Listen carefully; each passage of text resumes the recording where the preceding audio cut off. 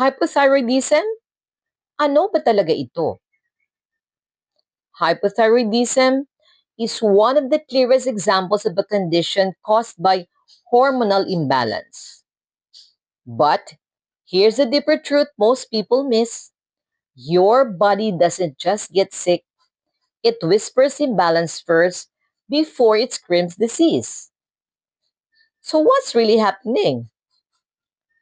Hypothyroidism means your thyroid gland isn't producing enough hormones, especially T3 and T4.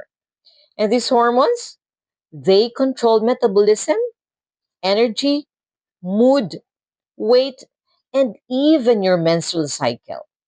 So when they drop, everything slows down. Signs your hormones are off. Laging pagod kahit tulog naman. Biglang weight gain kahit di naman sobrang kumain. Hair fall, dry skin, brain fog o parang lutang lagi. Irregular menstruation, cold intolerance, giniginaw kahit di malamig. This is not aging. This is your hormones asking for help. So here's the real talk. Hypothyroidism isn't isolated.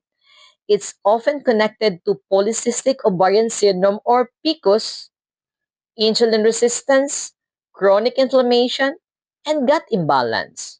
Meaning, if you treat symptoms only, babalik at babalik yan. So the shift you need, stop guessing and start understanding because normal labs is not equal to optimal health. Hormones don't fail overnight. They drip slowly out of balance. What can you do? Get proper labs, support your gut plus detox pathways, nourish your body, not punish it, reduce stress. Yes, stress is hormonal too. You can't declare healing while neglecting the vessel God entrusted to you. This is Nurse Falene reminding your body matters, your health matters, your stewardship matters.